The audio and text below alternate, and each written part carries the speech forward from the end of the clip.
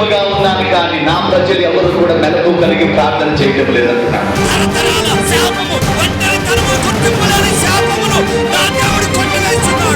మన దేవుడు ఆశీర్వాదమిచ్చే దేవుడు, స్వస్థపరిచే దేవుడు, జ్ఞానమిచ్చే దేవుడు, బలమునిచ్చే దేవుడు, ఏ మేలు చేయక మానని దేవుడు. ఆయన ఎట్టివాడై ఉన్నారో మనము కూడా అట్టివారమే.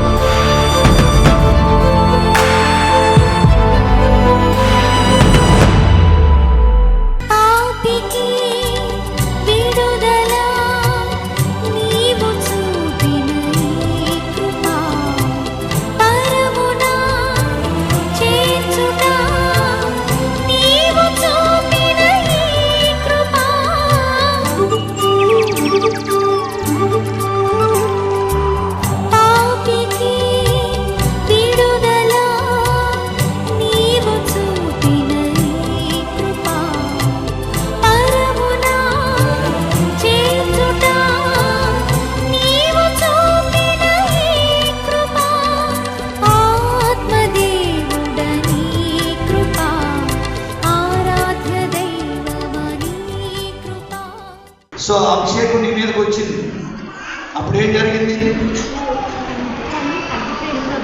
ఓకే, ఇక్కడ నొప్పి ఉండేది, తగ్గిపోయింది. ఏమైంది అప్పుడు? తగ్గిపోయేటప్పుడు కరెంట్ శాఖలోకి వచ్చింది. అభిషేకం కరెంట్ శాఖలోకి వచ్చింది. నిజంగా తగ్గిపోయింది. అలా బాగా మార్చిపోతుంది. ఎన్నిసార్లు తగ్గలేదు. ఇప్పుడు ప్రార్థిస్తుంటే దేవుడు మొత్తం ఇట్లా అగ్నిలాగా వచ్చి ముట్టి స్వస్థపరిచాడు. అగ్నిలాగా వచ్చి ముట్టి స్వస్థపరిచాడు. స్వస్థతలు ఉన్నాయి, అసలు ఉన్నాయా? నాకు కరెంట్ షాక్లే కాచి నడుము తాకి కరెంట్ షాక్లాగా వచ్చి నిన్ను నడుము నొప్పి తగ్గింది. హల్లెలూయా.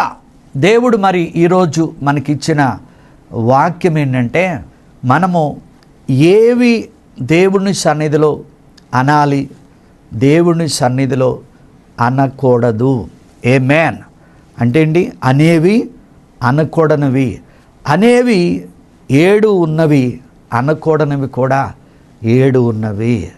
ఎందుకంటే ఎందుకు మనము అనకూడనివి అంటూ ఉంటున్నామంటే దానికి కారణము మనము దేవుని కుమారులు కనుక చీకటిలో నుంచి ఆశ్చర్యకరమైన వెలుగులోనికి దేవుడు నడిపించాడు కనుక రాజులైన యాజక సమూహము ఎలా ఉండాలంటే నీతితోనూ పరిశుద్ధతతోనూ ఆయన సన్నిధిలో ఉండాలి.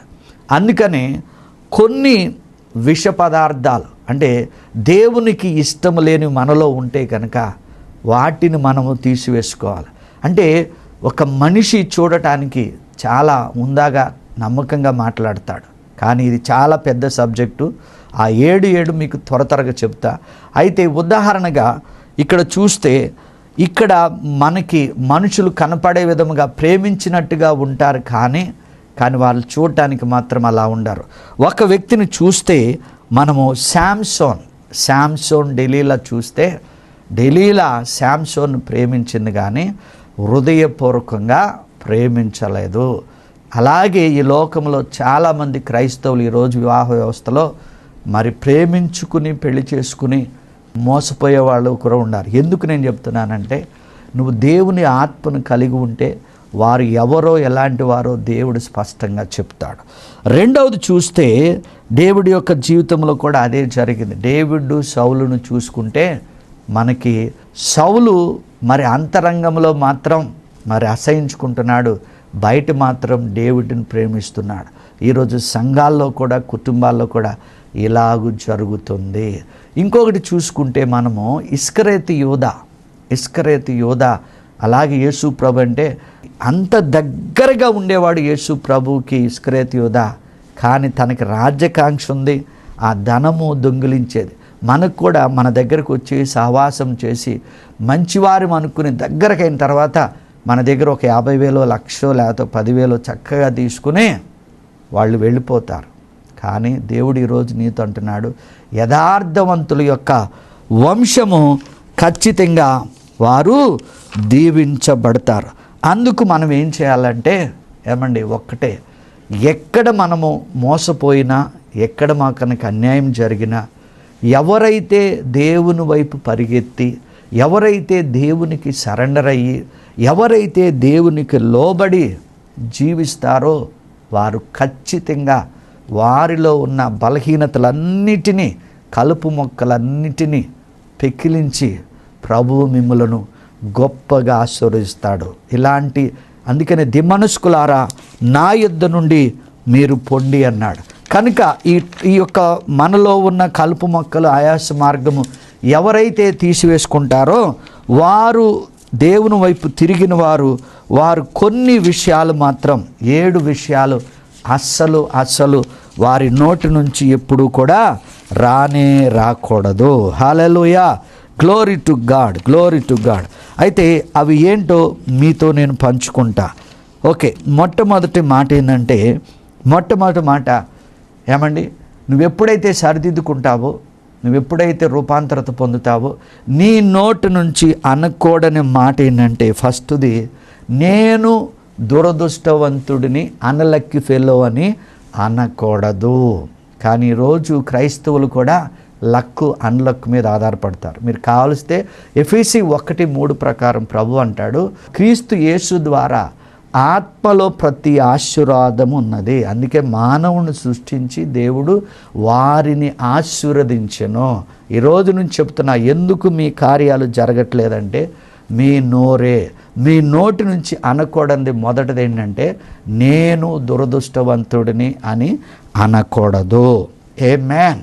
రెండవది ఏంటంటే, ప్రతి ఒక్కరు కూడా తెలుసుకోవాల్సిన మాట ఏంటంటే, ఐ కెనాట్ ఫర్గివ్ దెమ్, నేను వారిని క్షమించను.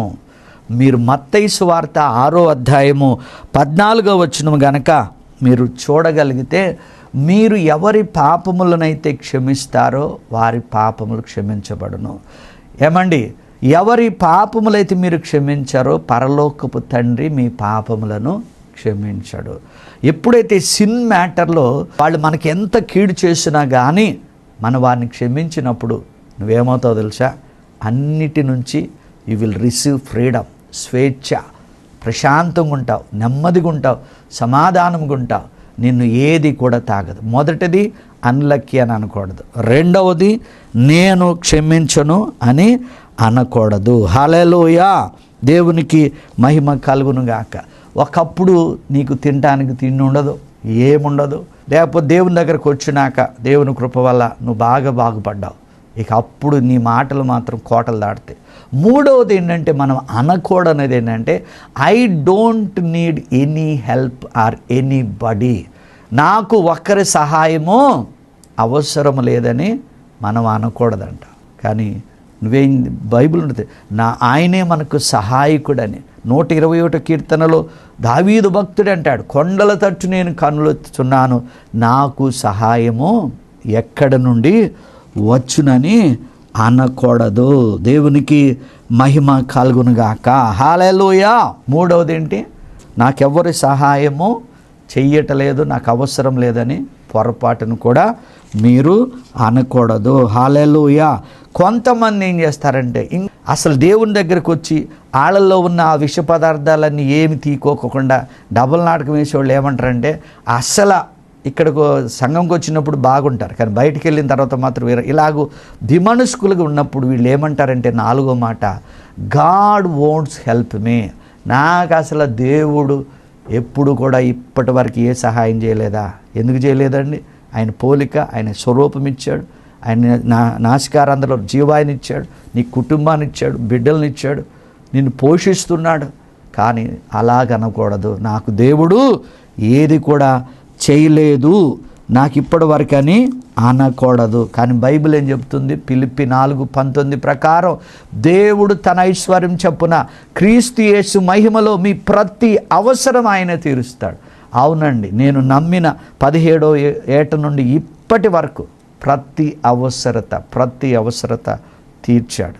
గత 10 సంవత్సరాలుగా ఈ పరిచర్యకు కావలసినదంతా ఎక్కువ ఉండదు, తక్కువ ఉండదు, కావలసినంత మాత్రమే దేవుడు ఇస్తాడు. దాని ద్వారా ఏమో తెలుసా? ప్రతిదినము దేవుని సన్నిధిలో గడుపుతాం, దేవుని సన్నిధిలో మోకరిస్తాం, దేవుని యొక్క ప్రజెన్స్ని మనం చూడగలుగుతాం. సో 4వది ఏంటంటే దేవుడు మనకి సహాయము చెయ్యడు అని అనకూడదు. ఆమేన్, హల్లెలూయా. 5వది చాలా క్రిటికల్ అండి. చాలా క్రైస్తవులు ఏమంటారంటే నేను చచ్చినా మారనంటారు. నువ్వు చచ్చిపోయిన తర్వాత ఇంక మారేదేంది? 5వది ఏంటో తెలుసా? I never change. కానీ భూమి మీద నరహంతకులని, దొంగలను, వ్యభిచారులను, బైబుల్ చించేసిన వాళ్ళని, బైబుల్ చదువుతుండగా బైబుల్ చదివి తప్పు పట్టిన వాళ్ళని కూడా, ఋషులు, మహారుషులు, వేద పండితులు, ఇంతమంది మారితే నువ్వు మారవా? ఖచ్చితంగా మారుతావు. కనుక భార్య భర్తతో కానీ, భర్త భార్యతో కానీ, పిల్లలు తల్లిదండ్రులతో కానీ నేను మారనమ్మా, నేను మారను అని ఇంతే అన్నావు అనుకో, చివరికి నీ లైఫ్ నరకమే. సో 5వది ఏంటంటే ఇక్కడ ప్రభు నీతో నాతో మాట్లాడే మాట, నేను మారను అని అనకూడదు. ఫిలిప్పీలకు రాసిన పత్రిక 1వ అధ్యాయము 6వ వచనం, ఈ సత్క్రియ, మారు మనసు, పాప క్షమాపణ, ఇవన్నీ కూడా పశ్చాత్తాపం అనేది ఈ సత్క్రియను ప్రారంభించినది ఆయనే. కనుక ఆయన రాకడ వచ్చేంత వరకు నీ రక్షణ కార్యాన్ని ఖచ్చితంగా కొనసాగిస్తాడు. ఖచ్చితంగా నీ భర్త మారుతాడు, ఖచ్చితంగా నీ పిల్లలు మారుతారు. ఆమేన్, హల్లెలూయా. మారను అనేది నీ నోటి నుంచి రాకూడదు. హల్లెలూయా. 6వది ఏంటంటే ఏమండి, ఏ కుటుంబంలో అయితే ఒకరిని ఒకరు చక్కగా అర్థం చేసుకుంటారో ఆ కుటుంబంలో క్షేమం ఉంటుంది, ఆనందం ఉంటుంది, సమాధానం ఉంటుందండి. 6th పాయింట్ ఏంటంటే గాడ్ డస్ నాట్ అండర్స్టాండ్. హల్లెలూయా. దేవునికి మహిమ కలుగునుగాక. ఆయనకు అర్థం కాదండి. హృదయాంతరంగములు ఎరిగిన దేవుడు. కీర్తనలు 139 చదివితే నువ్వు లేచుట, నువ్వు కూర్చుండుట, అడగక మునిపే నీ అక్కర్లనన్నీ కూడా ఎరిగిన దేవుడు. దేవుడు అర్థం చేసుకుంటాడు. ఎందుకంటే యేసు ప్రభువు ఒక సామాన్య మానవుడిగా పుట్టి పేదరికంలో కూడా ఉన్న కష్ట నష్టాలు ఎరిగిన దేవుడు, రుచి చూసిన దేవుడు. కనుక దేవుడు నాకు అర్థం కాడనంటే ఆయన పరమ తండ్రి అండి. మనలను ఎంతగానో ప్రేమించాడు. నాకు నా కుటుంబం అర్థం కావట్లేదని నువ్వు అనొద్దు, నాకు యేసయ్య అర్థం కావట్లేదని అనకూడదు. ఇది ఎన్నోదండి? 6వది. హల్లెలూయా, గ్లోరీ టు గాడ్. ఓకే, చివరిగా చూసుకుంటే it is too late for me. అబ్బో, నేను 30 సంవత్సరాల నుంచి యేసయ్యని నమ్ముకుంటున్నా, 40 సంవత్సరాల నుంచి నేను సంఘానికి వస్తున్నా, నాకు ఆలస్యం అయిపోయింది, ఇట్ ఈజ్ టూ లేట్, చాలా ఆలస్యమైనది అంటున్నా. అలా నువ్వు అనకూడదు. ఎందుకో తెలుసండి, చాలామందికి అర్థం కాని ఏంటంటే ఎలా ప్రార్థన చేయాలో తెలియదు, ఎలా స్తుతించాలో తెలియదు, దేవునికి ఎలా ఇవ్వాలో తెలియదు, ఏ వ్యక్తిని ఎలా పలకరించాలో కూడా తెలియదు. కానీ ఈరోజు అంటున్నాడు, లేట్ అయిందని మాత్రం నీ నోటి నుంచి అనకూడదు. కావలిస్తే 2 కొరింథీ 5:17 ప్రకారం ఎవ్వడైనను క్రీస్తునందు ఉన్న ఎడల వాడు నూతన సృష్టి. కనుక ప్రతి ఉదయకాలం దేవుడు తన ఆత్మతో నింపుతాడు, తన అభిషేకముతో నింపుతాడు, ఆయన కృపలో వర్ధిల్లుస్తాడు. ఈ 7 మీరు అనుకోకుండా ఉంటే అనవలసినవి మాత్రం 7 నేను మీతో పంచుకుంటా. దేవునికి మహిమ కలుగునుగాక. హల్లెలూయా. అయితే అనవలసిన ఏంటంటే మనందరికీ తెలిసిందే, మీరు యోహాను సువార్త 14-15 అధ్యాయంలో ఈ 7 ప్రతిరోజు కూడా పలకండి. ఏమని పలకాలి? మొట్టమొదటిది ఏంటంటే మొట్టమొదటిది ఐ యామ్ ద బ్రెడ్. హల్లెలూయా. యోహాను సువార్త 6:35 ప్రకారం నేనే జీవాహారమై ఉన్నానంటున్నాడు. అక్కడ 47 నుంచి 58 వరకు నన్ను ప్రతిరోజు తినండి, మీరు ఎల్లప్పుడూ జీవిస్తారు. ప్రభువా, నా ఆహారం నీవే, నా పానీయం నీవే, నువ్వు అనొచ్చు కదండి. కానీ మనం ఏం చేస్తాం? ఆ నెగిటివ్గా 7 అనకండి, ఈ రోజు నుంచి నా ఆహారం నీవే అని అనండి. మీ యొక్క యెషయా 1:19 ప్రకారం మీ ఇంటిలో ఆహారము సమృద్ధిగా ఉండునుగాక. ఓకే, రెండవది చూద్దాం. రెండవది ఏంటంటే ఐ యామ్ ద లైట్. యోహాను సువార్త 9:5 ప్రకారం ప్రభు అంటున్నాడు, నేను లోకానికి వెలుగై ఉన్న ప్రకారం మీరు కూడా వెలుగై ఉన్నారు. ప్రభువా, నీవే నాకు వెలుగై ఉన్నావు. మీరు యెషయా 61లో చూస్తే జనాలు మీ వెలుగునొద్దకు వస్తారు, రాజులు మీ ఉదయకాంతికి వద్ద వస్తారు. దానియేలు చేసిన భక్తికి, దానియేలు మీద ఉన్న దేవుని వెలుగుకి ఆ రాజే తన వద్దకు వచ్చి సాష్టాంగపడ్డాడు. కనుక నీవు నేను అనవలసిన మాట ఏంటంటే, ప్రభువా నాకు వెలుగై ఉన్నావు, నీ వాక్యమే నా పాదములకు దీపం అంటున్నావు. ఆ వాక్యమే ఆయన ఉన్నాడు కనుక ఇది పలకండి, దేవా నీవే నాకు వెలుగై ఉన్నావు. ఆ వెలుగు ఎప్పుడైతే నువ్వు నింపుకుంటావో నీలో ఉన్న విష పదార్థాలన్నీ కూడా వెళ్ళిపోతాయి. దేవునికి మహిమ కలుగునుగాక. ఇంకా చూస్తే యోహాను సువార్త 10:9 ఐ యామ్ ద డోర్. హల్లెలూయా. ఆ పని ఆగిపోయింది, ఈ పని ఆగిపోయింది, నాకు ఉద్యోగాలు రావట్లేదు, నాకు మార్గములన్నీ మూసిపోయినాయి, ఏం చేయాలి? కానీ ఈ మాట పలకండి, ప్రభువా నీవే నా డోర్. నువ్వేం చేయాలంట, ఆ డోర్లో గుండా, ఆ మార్గంలో గుండా, ఆ దొడ్డిలోనికి వెళ్ళి మేత మేయచ్చు వెలుపలికి వెళ్తున్నాడు. దేవుడు మనల్ని కష్టపెడతాకు పిలవలేదండి. ఆయన మాట విని ఆయన దొడ్డిలో అంటే ఆయన సంఘములోకి వెళ్ళాలి. మీరు కావలిస్తే కీర్తనలో 36:5 ప్రకారం ఆయన సన్నిధిలో ఆహార సమృద్ధి ఉన్నదండి. కనుక ఆయనే నీకు నీ హృదయం అండే తలుపు వద్ద ఇలా తట్టుచున్నప్పుడు నువ్వు ఎప్పుడైతే ఆ హృదయం అనే తలుపు తీసి ఆ హృదయంలోనికి కనుక నువ్వు ఆహ్వానిస్తే ఖచ్చితంగా జీవాన్ని కనుగొంటావు, ఆయన కృపలో వర్ధిల్లుతావు. అనవలసింది ఏంటంటే ఆయనే నాకు మార్గము. ఎస్, హల్లెలూయా. ఓకే, 4వది చూద్దాం. 4వది ఏంటంటే ఐ యామ్ ద షెపర్డ్. హల్లెలూయా. యోహాను సువార్త 14:11 ఆయన మనకి కాపరి. ఈరోజు తల్లిదండ్రులు విడిచిపెట్టవచ్చు, అన్నదమ్ములు విడిచిపెట్టవచ్చు, ఎవ్వరు చాలామంది వృద్ధాప్యులు ఉన్నవాళ్ళు, విధవరాళ్ళు ఫోన్ చేసి అంటారు, అన్నా నాకెవ్వరూ లేరన్నా, ఆయనే నాకు సర్వస్వం. కనుక భయపడాల్సిన అవసరం లేదు. 30 లక్షల ప్రజలను 40 సంవత్సరాలు ప్రభు ముందుగా ఉండి వారికి నడిపించాడు. ఎలా తెలుసా? పగలు మేఘస్తంభము, రాత్రి అగ్నిస్తంభముగా. ఈరోజు నీతో నాతో మాట్లాడేది ఆ మంచి కాపరి, ఆ గొప్ప కాపరి, ఆ ప్రధాన కాపరి మీకు తోడైండునుగాక. కీర్తనలు దావీదు అంటాడు 23వ వచనంలో, యెహోవా నా కాపరి, నాకు లేమి కలగదు. పలకన తల్లులారా, ఆయనే నా ఆహారం, ఆయనే నాకు వెలుగు, ఆయనే నాకు మార్గము. హల్లెలూయా. ఆయనే నాకు మంచి కాపరిగా ఉన్నాడని ప్రతిరోజు మీరు ధ్యానించండి. దేవుడు మీ జీవితంలో అద్భుతాలు ఖచ్చితంగా చేస్తాడు. Hallelujah. Glory to God, glory to God, glory to God. చాలామందికి ఎక్కడికి వెళ్ళాలో ఏం చేయాలో ఏమి కాదండి, అయోమయంగా ఉంటాం.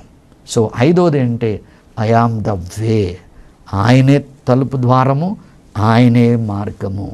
అందుకనే మరి యేసన్న గారు కూడా నేను వెళ్ళే మార్గము నా యేసుకే తెలియను. ఎంత శోధన ఉన్నా, ఎంత వేదన ఉన్నా ఈ ప్రభువుని విడిచిపెట్టొద్దండి. ఆయన ఏ రీతిగా వచ్చాడో ఆ రీతిగా పరలోకానికి వెళ్ళాడు. ఆ మధ్యాకాశంలోకి వచ్చేటప్పుడు మనమందరం ఆ కడబోర స్వరం విని పరలోక రాజ్యాన్ని స్వతంత్రించుకొనుగాక. 5వది ఆయనే మనకు మార్గమై ఉన్నాడు. 6వది చూద్దాం. ఈరోజు చాలామందికి అనారోగ్యము, గుండె పాడైపోయింది, కిడ్నీ పాడైపోయింది, లివర్ పాడైపోయింది, డాక్టర్లు చెబుతున్నారు మేమేమి చేయలేని. కానీ మీరు గుర్తుపెట్టుకోండి, I am the life, I am the life అంటే యోహాను 10:10 ప్రకారం నా గొర్రెలకు నేను సమృద్ధి అయిన జీవాన్ని ఇవ్వటానికి వచ్చానన్నాడు. కనుక యోహానులో 14:25 కూడా అలాగే రిపీట్ అవుతుంది. కనుక ఆయనే మనకు సమృద్ధి అయిన జీవాన్ని ఇవ్వటానికి వచ్చాడు. చివరగా 7వది ఏంటంటే I am the true wine, true wine. యోహాను సువార్తలో 15వ అధ్యాయంలో 11వ వచనంలో అంటాడు, మీరు బహుగా ఫలించుట వలన నా తండ్రి మహిమపరచబడిన అంటున్నాడు. ఈ 7 మీరు పలకండి, దేవుడు మీ కుటుంబాలను దీవించునుగాక.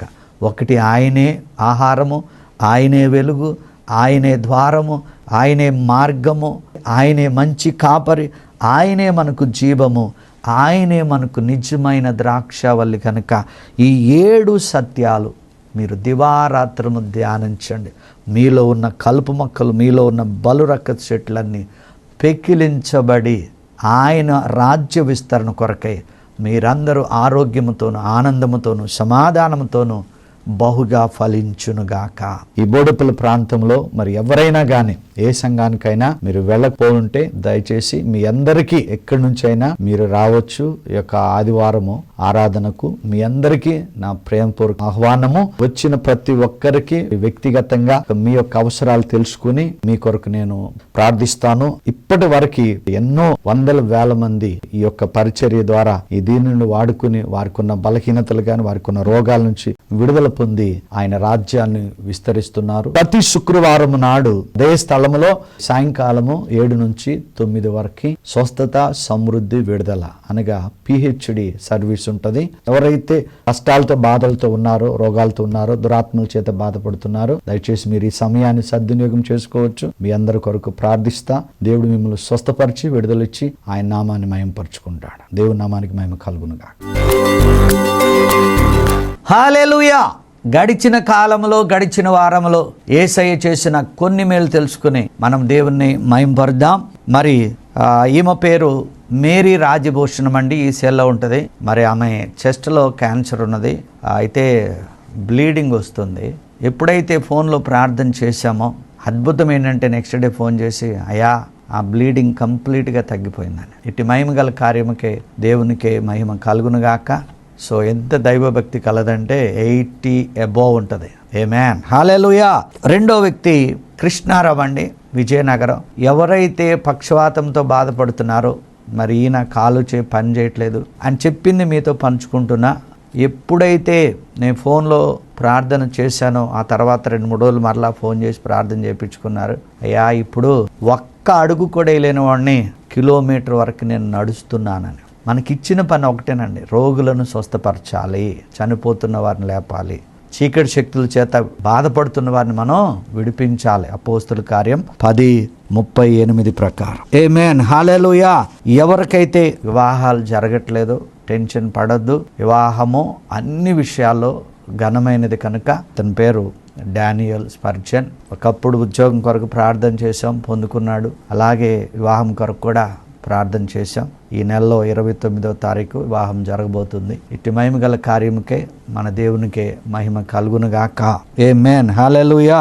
ఇంకా మనం ముందుకెళ్తే ఎవరైతే సంతానం లేదో వారికి శుభవార్త ఏంటంటే 6 months బ్యాక్ నేను కర్నూలు దగ్గర ఉన్న కొక్కరంచి వెళ్ళా. మరి ఆమెకి పిల్లలు లేరు. కానీ అద్భుతం ఏంటంటే ప్రవచించి అమ్మ నీకు ట్విన్స్ పుడతారని. మరి ఆమె ఇప్పుడు కన్సీవ్ అవటమే కాదు కానీ కన్ఫామ్ కూడా అయింది. మరి అతి తొందరలో మనందరం వినొచ్చు ఆ కమల పిల్లల యొక్క శుభవార్త. మరొక సిస్టరు గడిచిన కాలంలో దేవుడు చేసిన మేలు ఏంటంటే ఒక్కతే కూతురు పెళ్లి చేసింది. మరి ఆయనకి ఆస్తుందని విడిచిపెట్టేస్తాను అన్నప్పుడు నేను దేవుని మహిమ కొరకు చెప్తున్నా. ఎంత లేట్ అయిందమ్మా అంటే 5-6 years అయిందండి. ప్రార్థన చేసిన తర్వాత 2 మగపిల్లలు పుట్టారు. ఒక తల్లేమో ప్రేమ్ కుమార్ అని పెట్టింది, తండ్రి ఏమో ప్రేమ్ సాయి అని పెట్టాడు. ఎవరికైతే ప్రేమ్ సాయి అని పెట్టారో వాడి గుండెలో ఓల్ పడింది. అప్పుడు ఆమె ఏడ్చుకుంటా అప్పుడు నేను ఫోన్లో ప్రార్థన చేసి ఆ పేరు మార్చండి, ఖచ్చితంగా దేవుడు కార్యం చేస్తాడని. 2 సంపూర్ణమైన ఆరోగ్యంతో ఉన్నారు. హల్లెలూయా. ఇంకొక సిస్టర్ అయితే ఆమె పార్వతి, మరి 9 సంవత్సరాలు మరి ఆమెకి పిల్లలు లేరు. ఎందుకంటే ఇవి ఎందుకు చెప్తానంటే గడిచిన కాలంలో మన పరిచర్యలో చేసిన అద్భుతాలు ఇవి. ఆమె వాళ్ళ ఆయన మంచి బిల్డరు, ఆస్తుంది. మరి నాకు ఎట్లాగ దీనికి వారసుడు ఎవరంటే మరి వాళ్ళ చుట్టాలు మన ఇంటికి తీసుకొచ్చారు. ఇలాగే చాపేసాం, నేను ఇలా కూర్చున్నా, ఆమె అక్కడ ఉంది, ప్రార్థన చేస్తూ ఉన్నా. ఆమె చెప్పిన సాక్ష్యం ఏంటంటే అన్నా నా కడుపులో ఏందో ప్రార్థన చేసేటప్పుడే మరి ఏదో ఒక కదులుతున్నట్టు నాకు అనిపించింది అని. అదే మంత్లో కన్సీవ్ అయింది. ఆమేన్, హల్లెలూయా, గ్లోరీ టు గాడ్. ఇప్పుడు ఆమెకి 3 బిడ్డలు. ఇటు మహిమ గల కార్యముకే మన దేవునికే మహిమ కలుగునుగాక. ఆమేన్, హల్లెలూయా. ఈమె పేరు మిరియం అండి, విజయవాడ.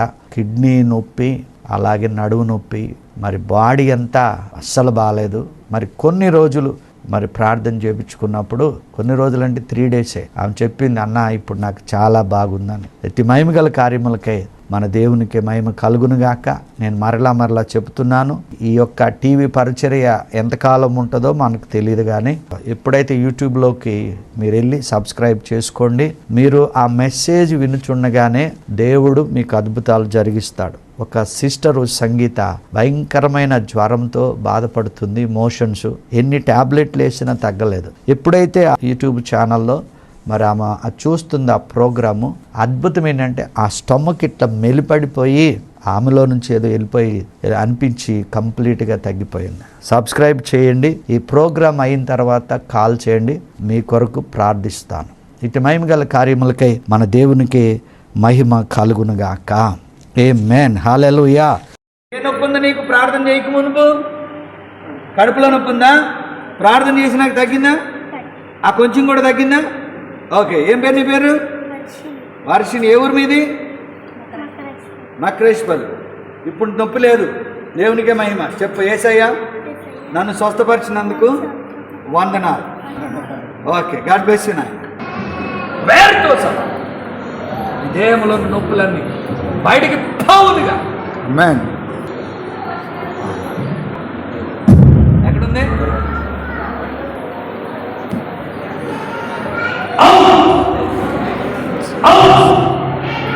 మంచిగా ఆయుందా? ఎట్లుంటారు? ఫ్రీగా ఉందా? ఎందుకు చెప్పు? ఫ్రీగా ఉంది. ఎందుకు ముందు ఈ బాడీ అంతటి పొడుగు, ఇప్పుడు అలాగే పెయిన్ ఉంటుంది బాగా.